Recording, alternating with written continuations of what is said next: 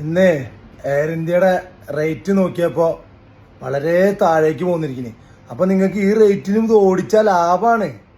അപ്പോൾ ഇത്രയും കാലം നിങ്ങൾ പ്രവാസികളെ ചാമ്പ് ഇടുന്നു, പറ്റിക്കിടുന്നു, വഞ്ചിക്കിടുന്നു. ഇത് തന്നെയല്ലോട് രാഷ്ട്രീയക്കാരോട് ഞങ്ങൾ വർഷങ്ങളായിട്ട് പറയണത്, ഞങ്ങൾക്കൊന്ന് മിനിമം റേറ്റിൽ കുറച്ച് ടിക്കറ്റുകൾ ഞങ്ങൾക്ക് താ, ഞങ്ങൾക്ക് നാട്ടിലേക്ക് വരുമ്പോൾ ഞങ്ങളതിനങ്ങനെ പിഴിയല്ലേന്ന്.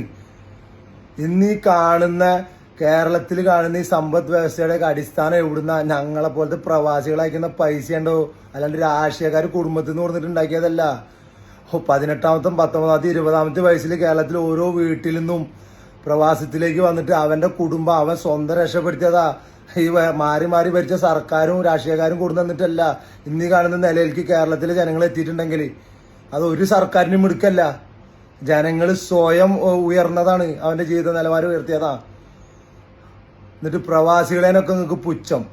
ഒരു ദുരന്തം വന്നാൽ നിങ്ങൾക്ക് എന്തെങ്കിലും ദുരിതാശ്വാസ ഫണ്ടിലേക്ക് എല്ലാവരും ഫ്ലൈറ്റും പിടിച്ച് ഇങ്ങോട്ട് പോരുമല്ലോ ഫണ്ട് ശേഖരിക്കാൻ, വെള്ളം ഇട്ടിട്ട്. എന്നിട്ട് ഇവിടെ വന്നിട്ട് 5 സ്റ്റാർ ഹോട്ടലിൽ താമസവും നിങ്ങൾ ആശ്രിതരാനായിട്ട് കറക്കും, ഡെസേർട്ട് സഫാരിയും കഴിഞ്ഞ് കുറച്ച് ഫണ്ടും ശേഖരിച്ചിട്ട് ഒരു പോക്ക്.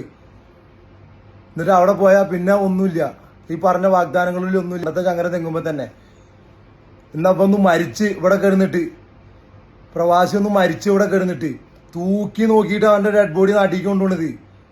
ഉളുപ്പുണ്ടോ നിങ്ങൾക്കൊക്കെ? ഉളുപ്പുണ്ടാ? എന്നിട്ട് പറയാ പ്രവാസികളാണ് കേരളത്തിന്റെ നട്ടല്ലേന്ന്. എവിടുത്തെ നട്ടല്? എന്തെങ്കിലും ഒരു പറയണ വാക്കിനൊരു വില ഉണ്ടോ? എത്ര എന്തൊക്കെ കാര്യങ്ങൾ പ്രവാസികൾ നിങ്ങൾക്ക് ചെയ്തു തരുന്നുണ്ടോ? ഓരോ വീട്ടിലേക്ക് വോട്ട് വെച്ച് വരുമ്പോ നിങ്ങൾ ചോദിക്കണത് ഇതിലാണ് അവരെന്ത് കാര്യങ്ങൾ കേൾക്കണത് എന്ന് നിങ്ങൾ ചോദിക്കണം. മരിച്ചാൽ പോലും ശവത്തിനെ പോലും വില ഇട്ടിട്ട് അവിടുന്ന് കൊണ്ടുപോണത്. ആരോടൊക്കെ പറയാ പോയിട്ട്?